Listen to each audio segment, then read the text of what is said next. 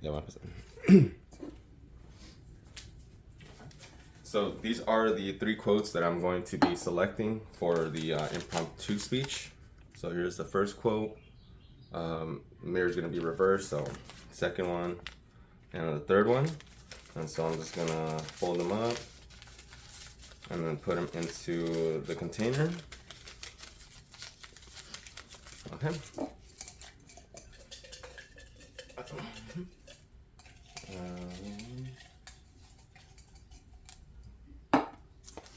So I have this quote.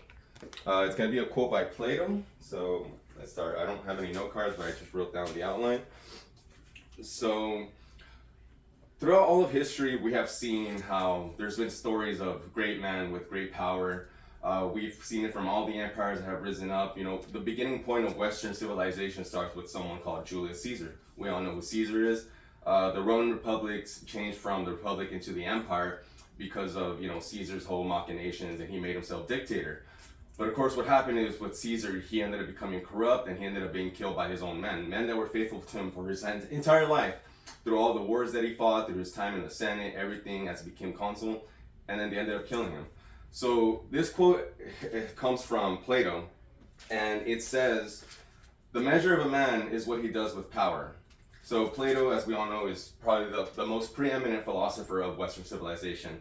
Plato is a philosopher that sent me on the road to everything. When I was younger, I read, you know, The Allegory of the Cave. I read this book called Sophie's Choice, which introduced me to the world of philosophy, and it started off with Plato.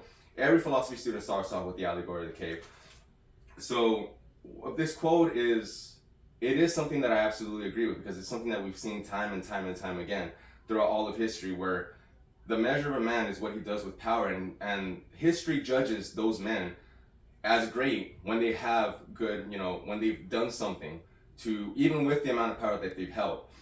You know, so for my first point is I want to pinpoint the first emperor or empire that was seen as the benevolent dictator, because holding power does make you a dictator. But whether you want to be a good kind of dictator or a bad kind of dictator, people think of dictator as like, oh, it's bad, but no. Sometimes people need that leader at the top that's going to help them. So the first point that I want to highlight is, you know, relating to this quote, is the leader Cyrus the Great from the Achaemenid Empire, which was one of the first big Persian empires. And the reason why he's such a great leader and he's held in such high esteem is because of what he did with his power. Back then, this was, you know, 2,000 years ago. Back then, with these empires is a lot what you hear like with absolute monarchies. They have absolute power. Cyrus could do whatever he wanted. What he said, his law became, you know, what his words became law. His words became decrees.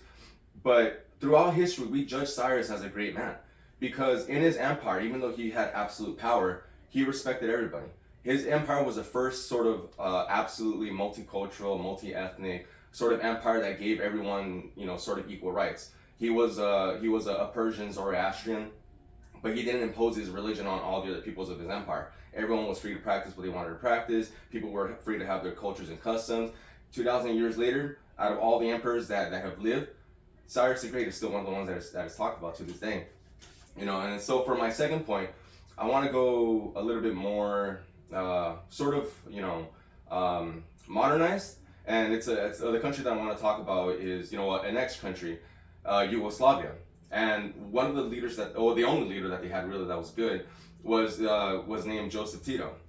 So the thing about Yugoslavia is we hear a lot about what happened in the 1990s with the Yugoslav wars after it broke down, and then everyone started fighting each other. You know, we hear about the Balkans being this completely war-torn part of Europe, and it is, because of how it fractured after the fall of Tito. Tito himself was a great benevolent dictator because the power that he held in Yugoslavia was absolute, but he made sure that everyone in Yugoslavia weren't fighting with each other. He said, we're not gonna put our own ethnic group above everybody else. You may be Serbian, you may be Croatian, you may be you know, whatever, but or Bosnian, especially because they had all those wars in the 90s. But he said, first and foremost, we are Yugoslavs. And you know, you see the destruction and despair of the 90s. None of that happened during Tito's time. So that's why he's a benevolent dictator, because he kept everything calm. Things were prosperous, things were peaceful, and then after he died, everything went to hell. Like, and that's just another thing why I'm really into Plato's, you know, quote about how the measure of man is what they do with that power. People still look back at him and be like, yeah, Yugoslavia it fell. It became completely, destroyed because of Tito's death. That's how great of a man that he was. And one single man kept the whole republic, 6 different republics together, you know. And so for my last example, it's kind of an overarching sort of thing where what do men do with power is a measure of what they are. And little by little now we're starting to see as Americans the kind of tragedies and travesties that our own presidents have inflicted on the world with the power that they held, starting from the 1950s to this day. Every single one of our presidents just constantly bombing and killing and destroying other people's lands. We have invasions, we have bombings, we have coups, we have all this and that. And the measure of the man is, as Americans, we can say, oh, well, they're our presidents. We look back, Eisenhower, Nixon, Reagan, blah, blah, up to today, Obama, Bush, Trump. But really, all those men were fighting wars and killing people across the world.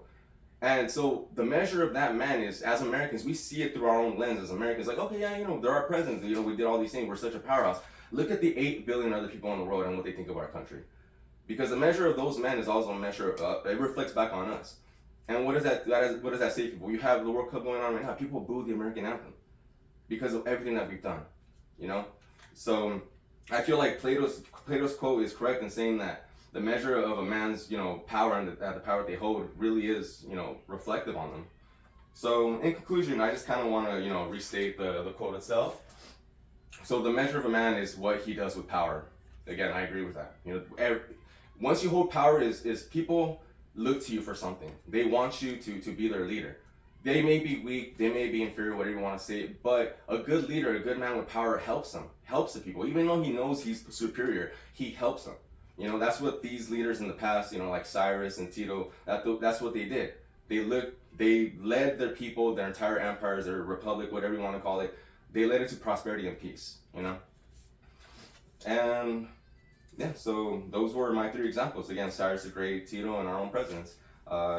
What the measure of a man does with power, what the measure of a man is what he does with power, and it's relevant. It still holds to this day. Plato died over 2,000 years ago, and it still holds to this day.